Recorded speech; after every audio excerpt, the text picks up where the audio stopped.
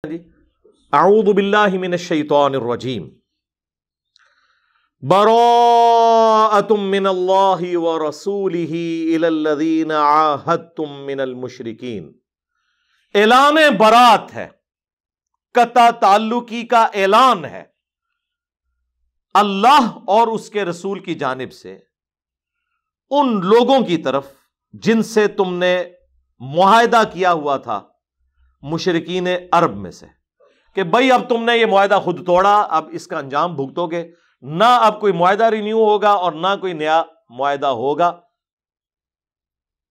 فسیحوا فی الارض، دیکھیں اس میں بھی انہوں نے معاہدہ توڑا تھا، پھر بھی اللہ نے مہلت دی۔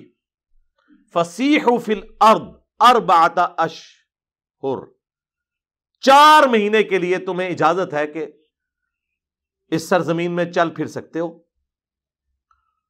اس کے اندر اندر اپنا فیصلہ کر لو۔ ہونا تو چاہیے تھا اسی ٹائم ان کے گھاٹے اترتے، لیکن پھر بھی اللہ کی رحمت کا غلبہ کہ 4 مہینے کا ٹائم ہے۔ وَاعْلَمُوا، اور خوب جان لو، أَنَّكُمْ غَيْرُ مُعْجِزِ اللَّهِ، کہ بے شک تم اللہ تعالیٰ کو عاجز نہیں کر سکتے۔ اللہ نے جو فیصلہ کیا ہے نا وہ اسٹیبلش ہو جانا ہے۔ وَأَنَّ اللَّهَ مُخْزِي الْكَافِرِينَ، اور یقیناً اللہ تعالیٰ ذلیل و خوار کرنے والا ہے کافروں کو۔ وَأَذَانٌ مِّنَ اللَّهِ، اور لوگوں میں اعلان کر دو اللہ کی طرف سے، وَرَسُولِهِ، اور اس کے رسول کی جانب سے، إِلَى النَّاسِ، لوگوں میں، یوم الحج الاکبر، حج اکبر کے دن، وہ میں نے بتایا بخاری مسلم میں آیا کہ یہ یوم النہر، یعنی میدان عرفات 9 ذی الحجہ، اس سے اگلا دن جو قربانی کا منا کے میدان میں، وہ حج اکبر کا دن، یوم النہر، قربانی کا دن۔ ان اللہ بریء من المشرکین، اور اعلان یہ ہے کہ اللہ تعالیٰ اعلان برات کرتا ہے مشرکین سے۔ بس ابھی تک تو جو چھوٹ دی گئی تھی نا تمہیں، جو قرآن میں بھی جگہ جگہ مکی صورتوں میں آیا، نبی ان سے درگزر کرو، انہیں ڈھیل دو، وقت آئے گا، اب وہ وقت اب تمہارا ختم ہوا جاتا ہے۔ وَرَسُولُهُ، اور اس کا رسول بھی اب بری ہے۔ اچھا آپ دیکھیں اللہ کے ساتھ رسول کا بھی ذکر ہو رہا ہے بار بار، کیوں؟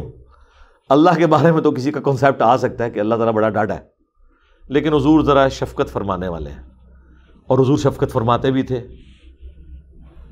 منافقین کے بہانوں کو سن بھی لیتے تھے، لیکن اب رسول کے بیاف پہ بھی اللہ نے آیات نازل کی ہیں کہ یہ نہ ہو کہ اگر اللہ کی طرف سے دھمکی آئی ہے تو نبی سے جا کے کوئی عرضی پیش کر دو۔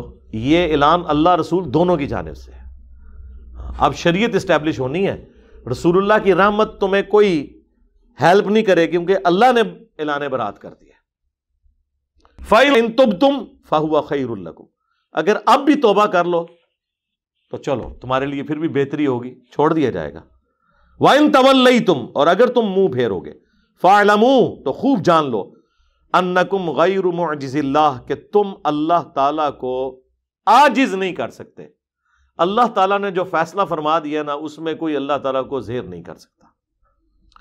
وَبَشِّرِ الَّذِينَ كَفَرُوا بِعَذَابٍ أَلِيمٍ، اور خوشخبری سنا دو کافروں کو دردناک عذاب کی، یعنی وہ عذاب جس کا سن سن کے بقول ان کے ہمارے کان پک گئے ہیں۔ 13 سالہ مکی دور، 8 سالہ مدنی دور، کہ کب آئے گا عذاب۔ اب تو ان کو یقین ہو گیا ہوگا کچھ بھی نہیں ہونا، آ گیا جب ان پہ لاؤ، خوشخبری دے دو۔ بڑی یعنی وہ انتظار کر رہے تھے، تو اب اس میں ٹونٹ بھی موجود ہے، ہونا تو چاہیے تھا کہ انہیں وعید سنا دو، لیکن وعید نہیں کہا گیا، خوشخبری دے دو۔ اِلَّا الَّذِينَ عَاهَدتُّم مِّنَ الْمُشْرِكِينَ، سوائے ان مشرکین کے جن سے تمہارا معاہدہ ہے۔ ظاہر مختلف قبیلے تھے نا۔ ثُمَّ لَمْ يَنْقُصُوكُمْ شَيْئًا، اور انہوں نے اس معاہدے میں کوئی کمی بیشی نہیں کی۔ وَلَمْ يُظَاهِرُوا عَلَيْكُمْ أَحَدًا، اور انہوں نے کبھی کسی دوسرے قبیلے کی تمہارے خلاف ان قبیلے والوں کی مدد نہیں کی۔ فَأَتِمُّوا إِلَيْهِمْ عَهْدَهُمْ، تو ان کے ساتھ جتنا معاہدہ ہے نا اسے پورا کر دو۔ إِلَى مُدَّتِهِمْ، جو اس کی مقررہ مدت ہے۔ إِنَّ اللَّهَ يُحِبُّ الْمُتَّقِينَ، بے شک اللہ تعالیٰ پرہیزگاروں کو پسند فرماتا ہے۔ دیکھ لیں میدان جنگ میں بھی جب اتنی پاور مسلمانوں کے پاس ہے، اللہ تعالیٰ کہہ رہا ہے کہ یہ کوئی رول نہیں کہ محبت اور جنگ میں سب کچھ جائز ہے، نہیں، رولز کے مطابق چلنا ہے۔ لیکن فَإِذَا انْسَلَخَ الْأَشْهُرُ الْحُرُمُ، جب یہ 4 مہینے حرمت والے گزر جائیں۔ اب یہاں حرمت والے مہینوں سے مراد وہ حرمت والے مہینے نہیں ہیں جو اسلام میں رائج ہیں، یعنی یہ وہ 4 مہینے ہیں جو اللہ تعالیٰ نے مہلت دی ہے کہ اس میں کوئی لڑائی نہیں ہوگی۔ ایک تو وہ حرمت والے 4 مہینے ہیں جو کنزیکٹو 3 ہے، ذی قعدہ، ذو الحجہ اور محرم، اور چوتھا رجب۔ ایک یہ جو 4 مہینے کا ٹائم انہیں مدت دی گئی تھی۔ اب ظاہر ہے اس میں 4 مہینے کون سے ہوں گے؟ ذو الحجہ کے اندر تو ظاہر ہے وہ حج ہو رہا تھا، اس کے بعد محرم، صفر، ربیع الاول اور ربیع الثانی، یہ 4 مہینے اس وقت بن رہے ہوں گے کہ 4 مہینے کا ٹائم ہے۔ جب یہ 4 مہینے گزر جائیں، فَاقْتُلُوا الْمُشْرِكِينَ حَيْثُ وَجَدْتُمُوهُمْ، پھر تم نے مشرکین کو قتل کرنا ہے جہاں کہیں بھی نظر آ جائے۔ کیوں؟ اللہ کا عذاب ہے۔ آپ دیکھیں قوم لوط پہ جب عذاب آیا تو ہر بندے کے نام کا پتھر گرا ہے، حتیٰ کہ جو حضرت لوط علیہ السلام کی بیوی جو نکل گئی تھی وہاں سے، اس نے جب مڑ کے دیکھا ہائے میری قوم، اس کے اوپر بھی آگے پتھر پڑا۔